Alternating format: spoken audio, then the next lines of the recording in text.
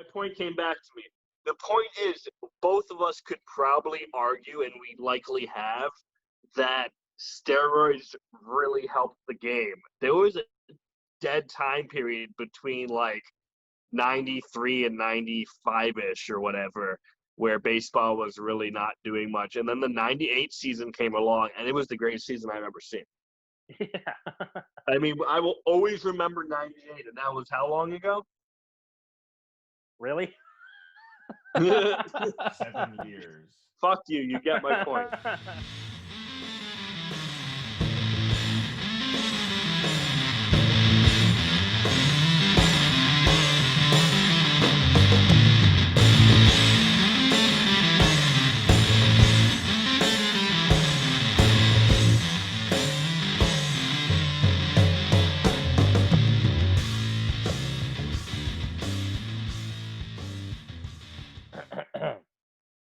In the beginning, there was baseball. It is Wednesday, September 2nd. I am CJ. You can catch me on Twitter one of these days or one of these years whenever I decide to tweet, and it's not about Airbnb, at CJ in Pinstripes. I'm here with, of course, Evan. How are you doing today, Evan? I'm all fired up. Watch out, the Cuban missiles coming for your head, Rays. They're all pissed off. They wanted to fight over something that wasn't even worth fighting. It was the last pitch of the game. They're a bunch of idiots. He hasn't pitched in, what, a week or two? He throws 101 miles an hour. And the release point was all wackadoodle. Of course he's going to miss that shit. Who gives a shit? And whoever the batter was, that bum who just started playing like last year, got all pissed off and staring back at him. Who gives a shit? This is 27 Down, Perfect Podcast for the perfect game. I got a good show for you today. Let's do this. I thought you weren't going to do the line. I thought I was going to have to jump in and do it for you. Oh, come on, I'm ready to go today. You can catch him, by the way, at Evan D. Wetzel 4 because 1 through 3 were taken. I forgot my password. Yeah, I know. We've been through this. A lot to talk about today. We couldn't have an episode last week because we're both busy adults with busy lives. We are not in the studio this week, unfortunately. Hopefully, we'll get back there soon. You're angry. Yeah, because we got a lot going on. The Yankees sucked, then they won last night. It's great. I'm glad. Gary Sanchez is still struggling mightily, and it pissed me off that he hits a grand slam after, the 6th time with the bases loaded this year, and the first 5 times he struck out, and he finally hits a grand slam, and then he has the nerve to do a bat flip like you're all good and stuff. You suck. You're a bum. You're batting like 150, you idiot. Shut the hell up. Go out there, lose some weight, try to catch the ball instead of letting all these pass balls, and stop being a loser. Oh, I'm a lost puppy. I don't know what to do. He always looks like he doesn't know what the fuck he is doing, and it drives me nuts. Yeah, I'm never the type to look at a player's batting average unless they're hitting like 150. I mean, you can't be swinging the bat well with a batting average that low. And yeah, the power is not there. The eye is not there. The patience is not there. The defense was never there, but it's really not there. I remember they were talking about it on the broadcast a few weeks ago. They were talking about how he tries to go down to one knee, and that's for to help him with his pitch framing. But man, what does it help if you frame like 2 or 3 pitches if you're just going to let 4 or 5 of them go because you can't move to get a wild pitch or a pass ball? Like there are certain times where, and I'm sorry, I just can't defend it anymore. There's plenty of times where Yankee fans get on Gary's case for balls that he would have never caught in a million years. But at the same time, the opposite is true. There are wild pitches that get hung on pitchers' heads because of him being unable to move a little bit.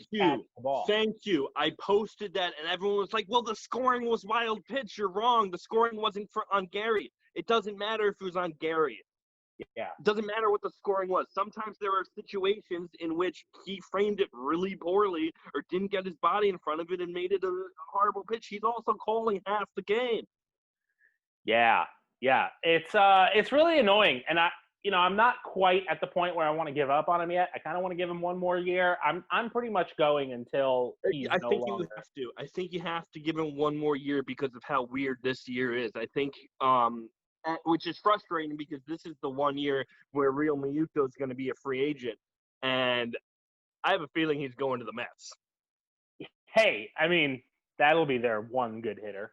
that they have. Well, have you seen their new owner who we need to talk about? He is a diehard Mets fan from childhood, and he is the richest owner now. Steve Cohen. Is that who it Yeah, is? he has billions of dollars. Honestly, I that's don't good. even care about them anymore. I don't even care. Sorry, I didn't mean to ruin your show. I just letting Who is this everyone, guy? No, Who just is this letting guy? everyone know Well, that I just don't care about them anymore. I don't care about Security. them. There's I don't a crazy Mets fan in our I don't team. care about baseball. I don't care about the Mets. I don't care about Queens. I don't care about anything. Bye. Oh, you're just so grumpy, Joe. You're gonna be okay.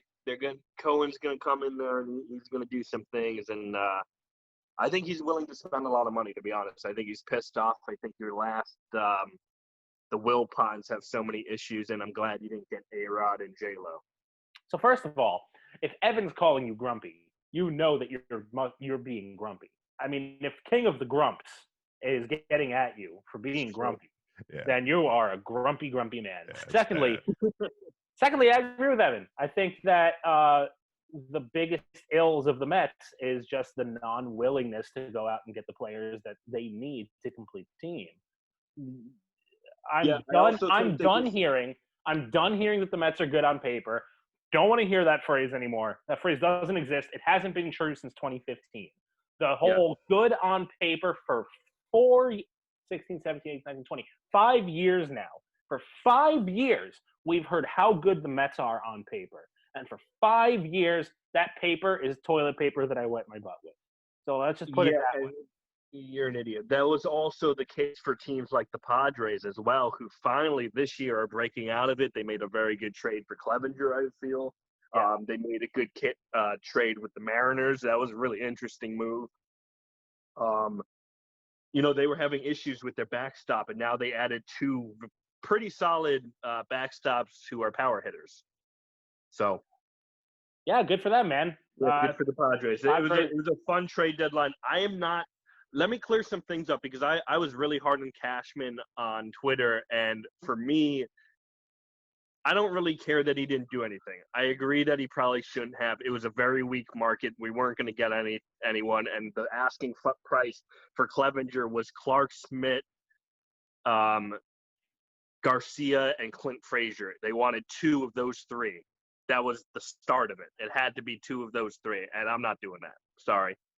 The only one of those three that I'd be willing to right now move is Garcia, and even then, I'm a little wonky on it.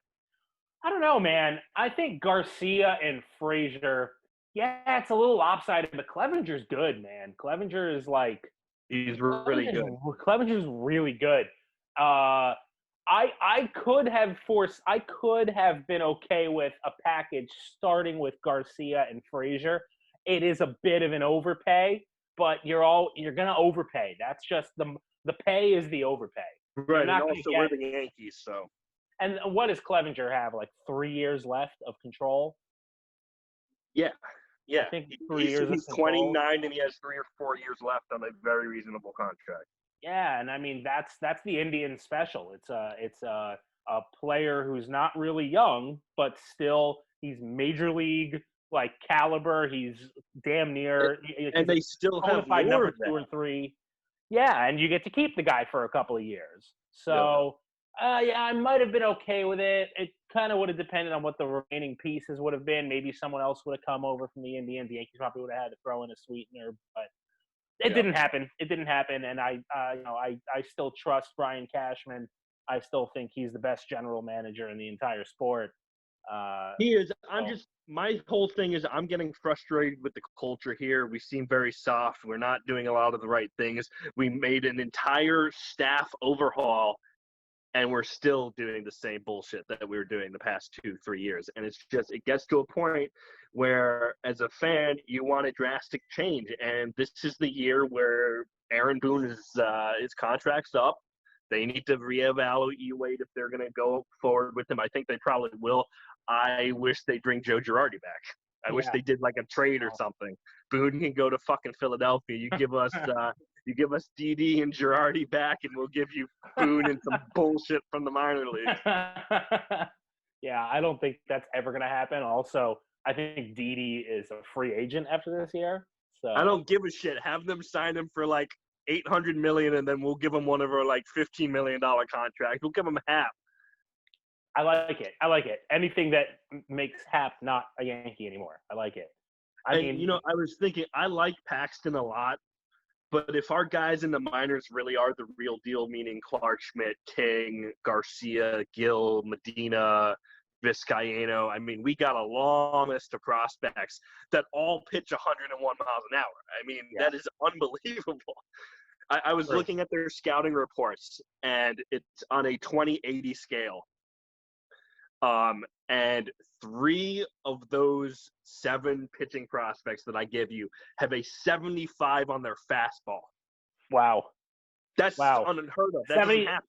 So like 80 really doesn't happen. Like the most you'll ever see in 80 is you'll get like what's his name? Hamilton. Remember the really fast guy? I forget his first name.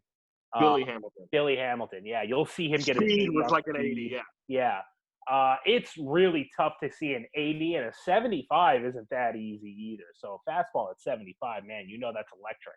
Yeah, we have a couple guys with 70 all over the place. So it's like we got some good prospects. I know they say that our farm system is probably middle of the pack, but I'd like to think that it's probably more realistically between like 13 and 9.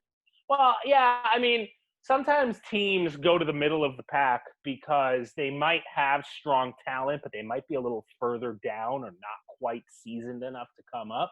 Yeah. Think about back in 2016 when Aaron Judge and Greg Bird was still prospects. And maybe if you want to go even a little before that, before Gary debuted. I mean, these guys were all in the top half of the top 100 prospects. I don't know if Aaron Judge quite made it there. Greg Bird was literally supposed to be the best of all of them. And hey, for a minute, he could have been. But I'll say this: durability.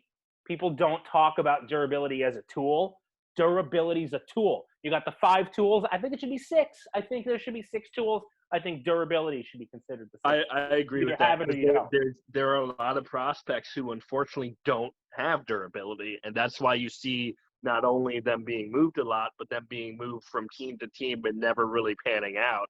Like Jorge Mateo, for example, he gets hurt a lot. Capellian gets hurt a lot. And it sucks because that was a good trade. We gave up a lot of talent to them for Sonny Gray, but no one there panned out for either side. Man, I remember thinking that the Yankees one time the Yankees had a prospect. He was the third baseman, but he didn't really have a position because he wasn't that great at third base. His name was Eric Jagielo. Yep. The Yankees traded him to the Reds in the Aroldis Chapman trade. And the dude just suddenly, I mean, it's like an anvil fell on him. Like he never was healthy for a day after that. I believe he came back to our organization as a coach in the minors. Really? I need to look that up. I think he's been moving up in the ranks in the minors as a coach and is very good. Huh. But I might have the name wrong. I just know that we had a third base prospect. I think it was Eric Jagielo. Well, I'm looking it up. No, his Wikipedia page still says he's a third baseman who is a free agent. So. Oh, okay. So maybe it's not him. Maybe it's the other third baseman from like 03, 04, Eric something. Oh, I think he played know. for the Staten Island Yankees. Andy Phillips. Is that what you're talking about? I think it might have been Andy Phillips, or maybe not. I don't know. I could be wrong. It wasn't Phillips. It was a weird name too. Okay. Well. Who cares? I'll look it up after the show. I'll know next week. Yeah, we'll know at some point. We might forget. If we do, oh well. I'm not going to forget. I'm upset. I mean, they'll forget too. I'm upset. I'm just serious. I know you're upset. You're always upset. When are you not upset? That's a good point. Even when I'm happy, I'm about to be upset about something. Yeah, like you could be about to eat a big piece of cake, and you'd be like, Like somehow you'll be both happy and mad at the same time. That's usually the case. All right. I want to talk Hall of Fame. The vote was pushed back. I believe – I don't know how long it's – I don't understand, and maybe someone out there can kind of give me some insight on this. There's no reason. What was the purpose of pushing back this voting that doesn't happen in person? Is it because they might need to push back the actual ceremony? Because that's ludicrous. That's like 10 months away. So what's the point of postponing the vote? To me, there's no point. I really don't get it. I think it's stupid. I think that we're in a society that moves really quickly, and it's pretty goddamn easy to vote on something like that, especially when we've had a pandemic and no one's been working for, 6 months? They've been sitting there and they couldn't think about the Hall of Fame voting for those 6 months and have an idea of who they're going to vote for now. They always have an idea. It's one of the easiest fucking things in the world from the most opinionated people in the world. Of course they know who the fuck they're going to vote for. You know the list of each player years in advance, you fucking idiots. They could do it right now and they can know by tomorrow. Yeah. So it's bizarre, but whatever. The reason why I bring it up is because I want to go over first a group of players from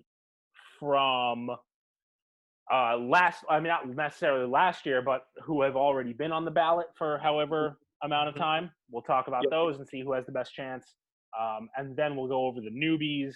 I happen to think this is going to be a small class. Small, very small. At all. So let's go over these. The first that I see on here, the top vote getter from last year who did not get in was Curt Schilling. Last year, Curt Schilling had 70% in his 8th attempt. This is going to be his 9th attempt.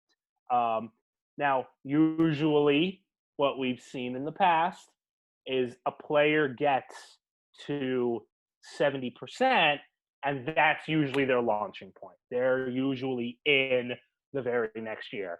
Just for reference, the year before, in his 7th attempt, he was at 60.9%. So first of all, tell me what you think. Just a quick I just answer. want to say something quick about Schilling, because one, I think he's definitely getting in. I think he's getting in the same way and same reason that Mike Mussina got in. One, because of analytics. Two, because he won 2 World Series, basically as the cornerstone on those teams. But also, he was unbelievable in the playoffs, and I think he's getting in on that. He pitched in the AL East a long time, which is one of the hardest places to pitch during the steroid era. Just some career numbers for him: 3.46 ERA.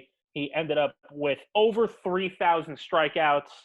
When I look at Curt Schilling, I basically see Mike Mussina, but honestly a little better, because he struck out more guys. He had a lower career ERA. There's one thing and one thing only that's kept him out of the Hall of Fame, and it's not his ability to play, and that's a damn shame. Because the guy never cheated, or at least not that we know of. The guy is incredible, but of course, because he has controversial opinions, they've been hanging him out to dry. Yeah, and I think it's stupid that people want to say, oh, well, he didn't get that many wins. That should not be why you think a pitcher is good. He did other things beyond getting wins that led his team to those championships. The amount of strikeouts that he got in clutch situations was enormous. Yeah, and I'll say this: he got those more strikeouts than Mussina in less innings, by the way. So that's another thing to keep in mind. Vote for the guy based on his playing, please. Unless he commits a crime or murders someone, then I can see you not wanting him in. And he's going to get in. It's his 9th appearance. Yeah. And like I said, he got over 70% last year. If He'll they get it. really want to fuck him and have him wait one more final year, they probably could, but I think there's no point of that. If he got 70 last year, they probably at this point don't really give a shit. Yeah, that's true. Let's look at another one. Let's look at another one that. Quick question: how did you feel about Mussina for him getting in? Were you in favor or not in favor? Oh, of him? Totally. Of course, in favor. Yeah, I thought he was. Look, man. People said he finished 30 shy of 300. Who's gonna get 300 wins? Point to me the pitcher that's going to get 300 wins ever again. Right, but you also know that Curt Schilling and Mike Mussina are in the top 30 all time for pitchers with WAR. Yeah. In the Hall of Fame. That's Yeah. unbelievable. Yeah. So, I mean, slam dunk Hall of Famer. Yeah, Both and of that's a those guys. stat that people don't really look at, but it really shows their value to their teams. And it's interesting that Mike Messina never won a championship when he was really that close. He was Yeah. also close to about 5 no-hitters / perfect games. That's insane. Yeah. We'll be Like 2 talking. of which they came down to 2 pitches. We'll be talking about another pitcher Yeah, shortly. go ahead. Sorry. Shortly. But before we do that, I want to talk about the guy that I think is going to have. Well, actually, the 2 guys that are going to have the biggest increase from this year, from last year to this year. So the first one is Omar Vizquel. What do you think about him? In or not? I mean, it's hard to say whether he's going to get in this year because it's quite a jump to be able to get him in this year. I need to What I'm look at the getting at is- ballot again. Okay. Last year, I did not vote for him. Okay. This year, I might, depending on Interesting. how deep the ballot So is. was he? Did you not have him on your ballot last year because there wasn't space for him, but you thought Yes, he should have been? he was literally the next person I was going to put on, but I had only 1 slot, and I think I gave it to Bonds. Okay. Got it. Well, so this is a guy that I don't think belongs in. I think he was a very good player, or at least I should say he was a very, very good hitter. Not hitter, defender. He was an incredible defender, pretty Vizquel. light on the bat. Vizquel, yeah. Pretty light on the bat. You know, people will say, well, I mean, you got guys like Ozzie Smith, and I say back to them, sorry, man, he's no Ozzie Smith. I mean, he's an incredible defender. He's no Ozzie Smith. I'd put him in the same category as like an Andrelton Simmons. And would you say Andrelton Simmons belongs in the Hall of Fame? No, probably not. He's a very good defender, though. Also a very good defender. Yeah. Also a very good player. But at the end of his career, his stats are going to look better than Omar Vizquel's. And no one's going to go, yeah, Andrelton Simmons, put him in the Hall. Yeah, I actually think Didi is an underrated defender, too. At least he was that last season with the Yankees that he was. He's got a rocket of an arm, man. Yeah. That Didi, man. I mean, he's good at everything. I still remember his first year on the Yankees. And look, man, I love Derek Jeter, but the guy had the range of a sumo wrestler. He had cement shoes on every day. And I remember the first play Didi made as a Yankee. He ranged over to the first base side of second to track down a ball and throw a runner out. And I was like, I've only ever seen Derek Jeter, and that's the most amazing thing I've ever seen in my entire life. That's a hard throw to make. Yeah, I'm so used to seeing trash. But I don't think Vizquel belongs. The other one I was going to bring up was Scott Rowland. So in 2019, Scott Rowland was at 17%. Last year, he managed to reach 35%. So that's a pretty big jump. That's a very big jump. I don't think he'll make it in this year, but I mean, I wouldn't be I could see, mid-40s, early 50s. Yeah. I could see that jump. So he'll make the jump. Before we talk about other jumps, there's the 2 guys that have their 9th opportunity coming. It's Bonds and Clemens again, and we're gonna talk about this until they're no longer on the ballot, but we'll probably talk about it even after that. I voted for both of them. Same. And I believe they both, regardless of steroids, deserve to get in. They did some things that were unbelievable. I think Clemens basically did steroids to stay healthy all the time. I think that was a big part of his workout routine and all that other nonsense. I think Bonds went from the type of player he was, speed and defense and good range, to being one of the greatest power hitters we ever saw. So steroids definitely played a factor in his part, but I think both of them were unbelievable athletes without it, because we definitely saw the early stages of their careers when they weren't. Yeah, and we've talked about this before, that Clemens and Bonds did most of their steroid use before there was a rule implemented to stop them from doing it, in an era where everyone else was doing it. When did they outlaw? Well, I think the testing started in the mid 2000s, like 2005, 2006. So Bonds was still playing. Was what? 07? What's that? Mitchell Report. When was that? Maybe that was 07? 07, so it's possible that maybe in the wake of that they might have implemented testing. I Somebody believe it later. was between 04 and 08 was probably when they Yeah, started. somewhere around there.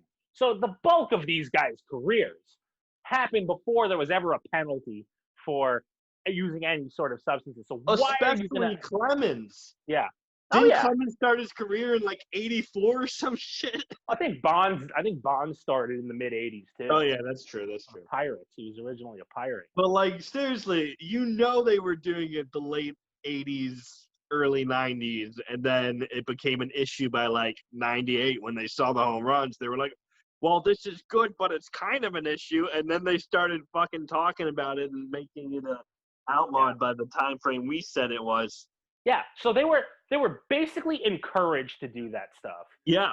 It was nothing against the rules for them to do it. And now these voters want to come here and act like they're the moral guard and they're going to be the ones to nobody punish them, so we're going to be the ones to punish. Right, which is stupid too because we both have basically argued that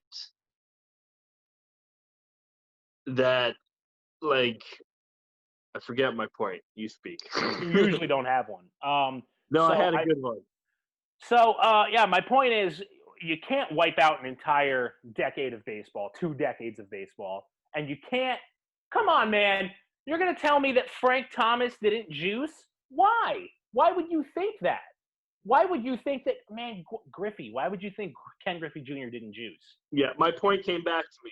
The point is both of us could probably argue, and we likely have, that steroids really helped the game. There was a dead time period between like 93 and 95-ish or whatever where baseball was really not doing much. And then the 98 season came along, and it was the greatest season I've ever seen.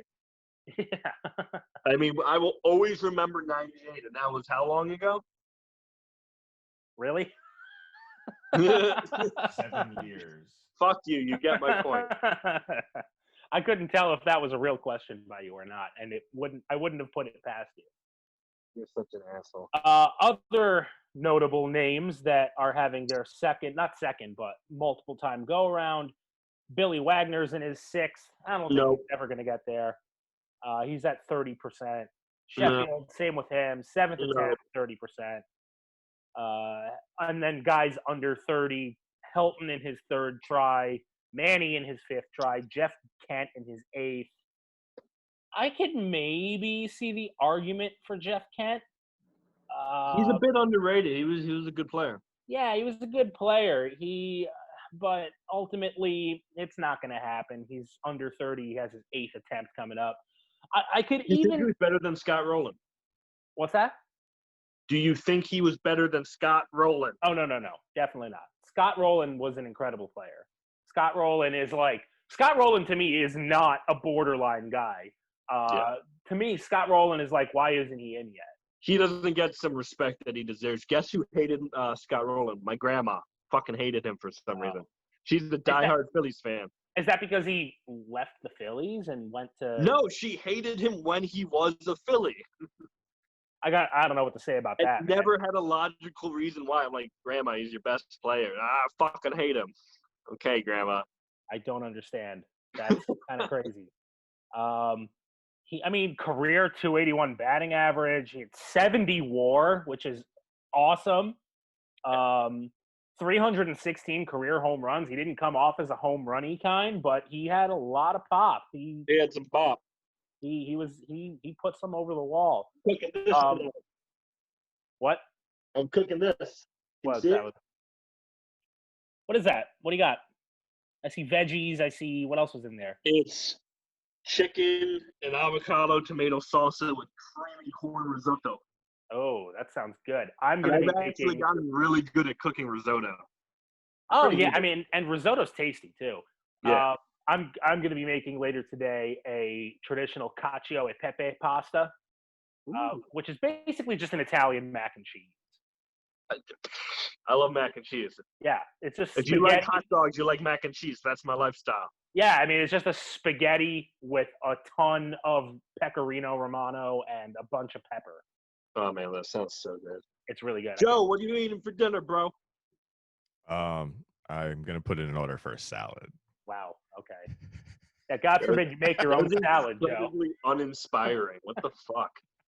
I'm Wait. talking about creamy corn Hold on. risotto. He's talking Hold on. about fancy mac and Hold on. cheese. I'm gonna order a salad. Listen, hold on a second. Why do you need to order a salad? Why can't you make a salad? Oh man, I'm too lazy for that these days, man. It's you know what I got into during the mix up of COVID and everything. I was ordering a lot from Grubhub because it was easy and everybody was giving like $7 to $10 discounts on meals.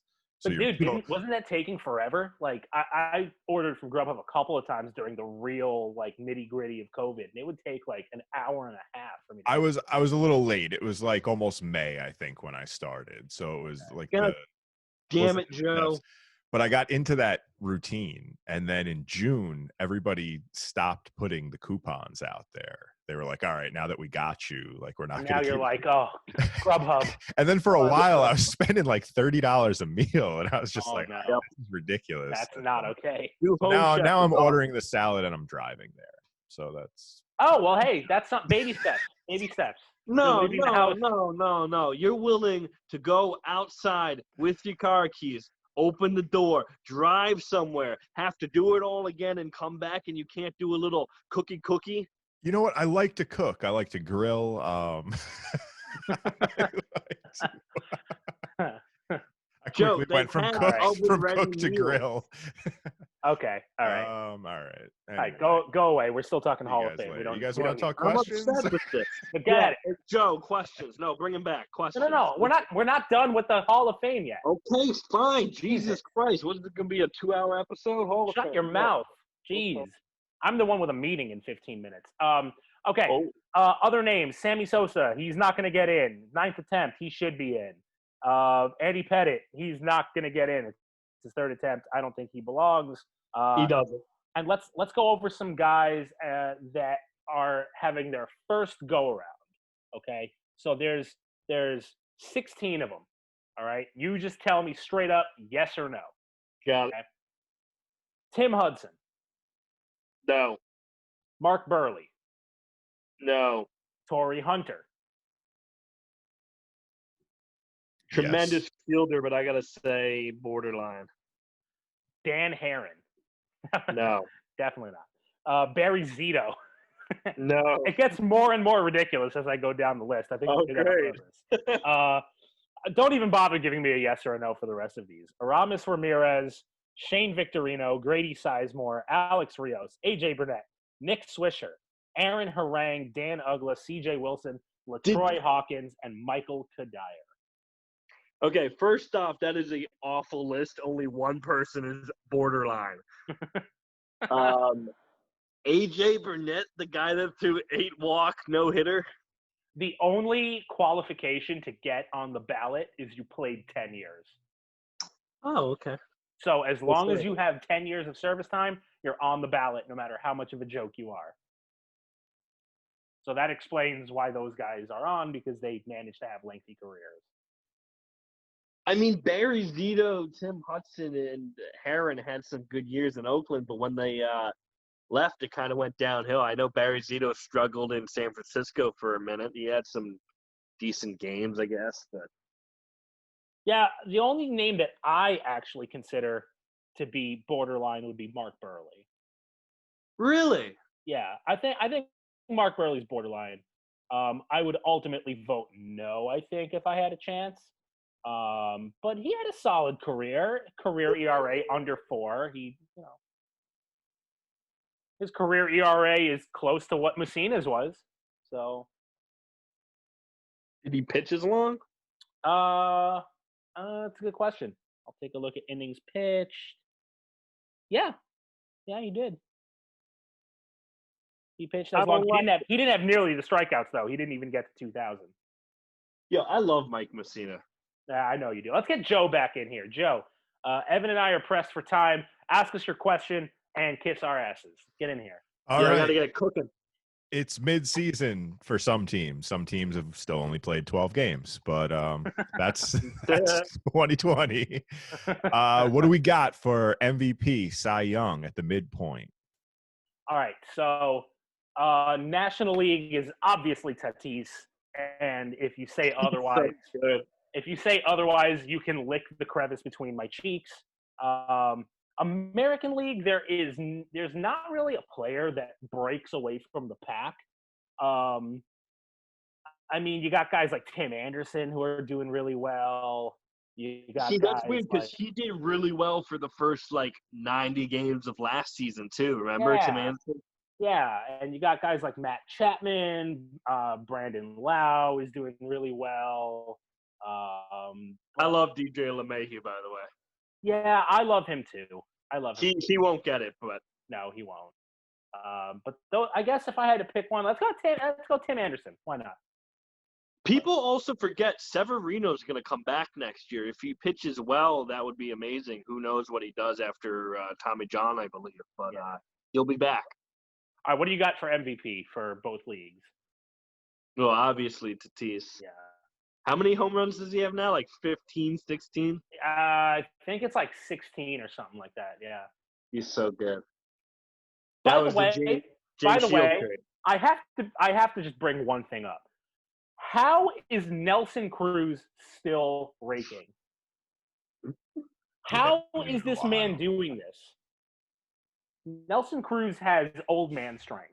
That's 13 home runs, 328 right now. What about Soto? Not enough games? Yeah, I would say as of right now, not enough games. I mean, if I were to think of a second place for the National League, Mookie's doing really well.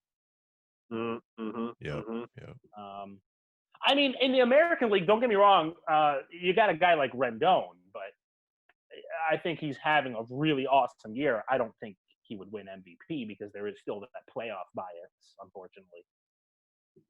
Yeah. You think Shane Bieber will get Cy Young? Pretty well, right? Yeah, I mean, I don't particularly like the thought of a person named Bieber winning anything. Do you like him to change his last name? If he changes his last name, then I'll accept it. Okay. If he changes it, you don't like JB. You don't like JB, huh? Anything but Wetzel. If he changes it to anything but Wetzel, that is a fantastic last name. I'm actually gonna eat some pretzels later too. Nice. I gotta bake them in the oven. Some Wetzel's pretzels. What? Yep. This is 27 Down, perfect podcast for perfect game. See you guys next week.